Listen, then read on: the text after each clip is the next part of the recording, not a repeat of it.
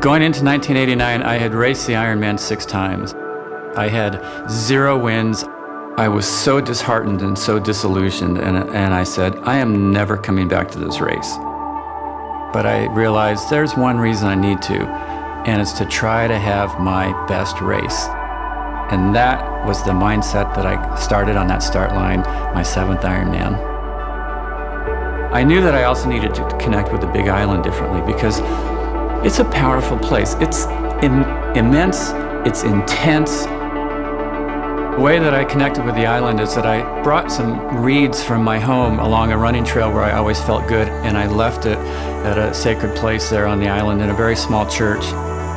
Moments later, I was just kind of sitting there meditating a little bit, and it's like the island was talking to me saying, you can have the race you've come here to have, but it's going to take courage. And I knew there was going to be a catch to that courage. The race unfolded kind of like my strategy, which was to stay with Dave Scott. I stayed with him every step of that marathon. He was setting this pace that was otherworldly. We were running under 6-minute pace. And I thought, this is insane. There is no way we can keep this up. And I looked down, and there was actually blood blisters that had popped. And so each and every step on the ground was just completely painful. My quads were starting to break down. The pain keeps getting more intense.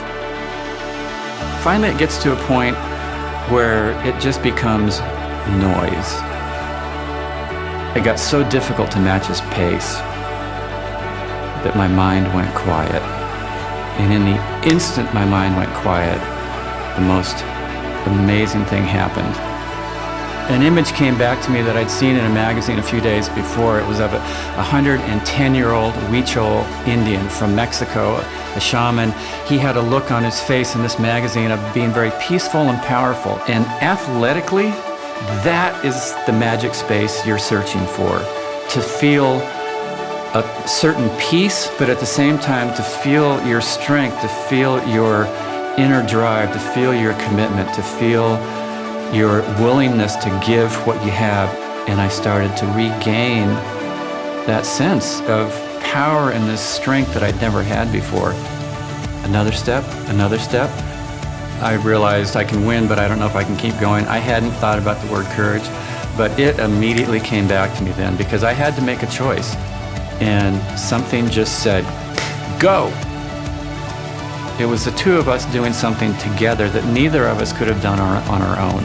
It will be one of the cornerstones of legacy that really defines the sport of triathlon, that defines endurance events, that defines what can be done when heart and soul and commitment and tenacity come together in two athletes at the same time on the same day. Now looking back 30 years, it's like, wow, that was a pretty special thing that happened.